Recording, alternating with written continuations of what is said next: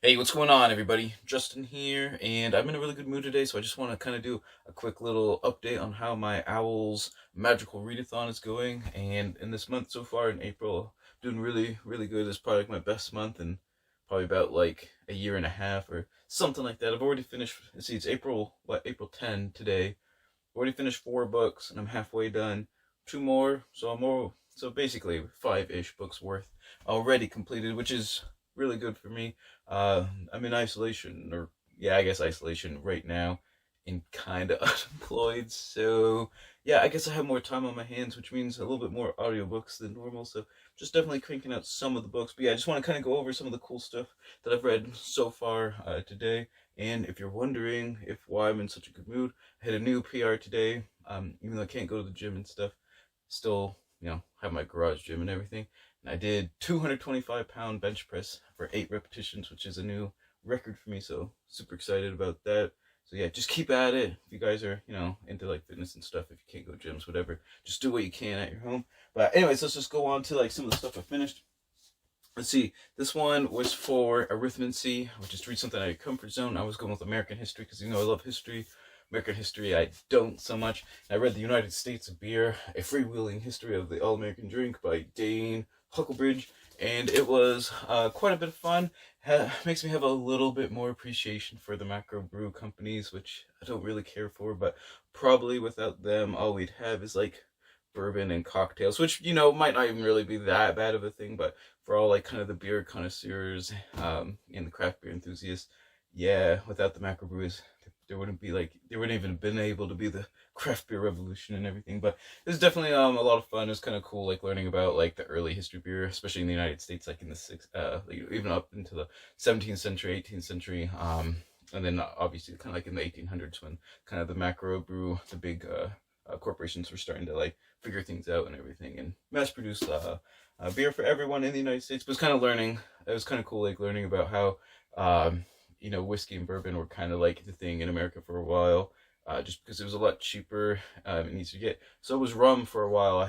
What was that stat? You could buy a gallon of rum for the same price it was to buy a bottle of beer, like in the I can't remember if it was like the early 1800s and like 1700s. So that was kind of interesting. I definitely encourage you guys to check it out if you're a beer enthusiast and you want to read a book about beer. So there's that one. All right, for my dragon training, like extra credit class, I read The Fall of Gondolin by J.R.R. Tolkien and edited by Chris Tolkien. And I obviously knew I was going to love this book because it's just something set in Middle Earth. And this is like obviously one of the cataclysmic events of the First Age, the Fall of Gondolin. This is sort of when dragons have their first like main kind of thrust. I don't know if this is like the first time they were like winged dragons too, the fire drakes and stuff. But and Calagon even shows up for a tiny bit. But it's just a cool story. It's definitely sad tale, kind of more on like the Children of Hurin. If you've read that book, kind of on that, maybe not quite as melodramatic as Children of Hurin for sure, but definitely kind of that like somber, kind of sad tone and stuff. But definitely some other characters which are really cool, such as a Toror, who is one of the 3 men who have ever been able to like marry an elf, Aragorn and a Baron being the other one. So yeah, definitely kind of a cool thing. And obviously the illustrations by Ellen Lee, fantastic. And that you can see like this really cool like illustration that's in the book too of Ulmo, like one of the Valor of the Seas and stuff. Definitely really cool. Definitely check that out if you like Middle Earth stuff, Tolkien stuff, anything like that. I also finished a book on a humorous nonfiction book on sex, because who doesn't want to read a book where you're just laughing about like sex and sex jokes like the entire time, but in like serious-ish way. Um, the book was definitely cringy in some spots, but I think that kind of goes with the territory. But even though I say cringy, it's just like it's more the subject matter rather than really how the author is like writing it. She's like, yeah, I even set a test for myself. If I wrote it and I envisioned my stepdaughters like being like weirded out from reading it, I didn't end up writing it. So that was like the test Mary Roach put for herself. I definitely encourage you guys to check her works out if you want to step into nonfiction, but you're kind of maybe intimidated by it. She has several works. I've read 2 other ones. Stiff, which is about what happens to human bodies after they die. Like what like some cadavers like are used for different things. I'm not going to reveal too much for that. And also Packing for Mars, which is all like the weird stuff people have to think about that most people don't think about when you have to live in outer space, such as, you know, your clothes like rotting off from sweat if you don't, you know, pay attention to them. Just as an example. But anyway, she has really funny, like, humorous footnotes all throughout the book. It's just a blast to like read through these. Definitely encourage you guys to check her out if you want to kind of get started somewhere with nonfiction, because you'll pretty much be laughing the entire time. Also finished a nonfiction book. This one was what was this one for? Care for Magical Creatures, and also the sex book I think was for Charms. Yes. But it was The Beak of the Finch by Jonathan Weiner. You know, it was a good book on kind of like microevolution and seeing evolutionary play out, especially on the finches of the Galapagos, which are pretty famous from like Darwin's Voyage of the Beagle notes and stuff. But it was like kind of really science heavy, which I mean I don't really mind it that much, but it was pretty dry in some parts. Basically, the main thrust of the book is this couple has been studying these finches on this like really remote outpost on one of the islands called Daphne Major in the Galapagos. So it's pretty much undisturbed by humans for the most part. And over like 30 years, they've been able to catalog, you know, every single generation of finches that like live on the island. They can like see the evolutionary trends and stuff they go with, you know, obviously their beaks and everything. There's the phone ruining like my best video of all time. Nah, I'm joking. If this was the best video of all time, it's pretty sad though. Not gonna lie, I probably don't have like a best video, but I'm too lazy to edit that out because it only rang once, so we're just gonna roll with it. So anyways, like I said, that one was kind of boring, you know, but it was still good. I think gave it 4 stars on Goodreads because I definitely learned a lot. Just, you know, wasn't like super enthralling, but I can see why it probably won the Pulitzer Prize. I think it was 1995, if I'm remembering correctly, for like nonfiction. Yeah, I think 95. Anyways, lastly, halfway done, 2 books. I got Metaphysics here for a book that starts with M.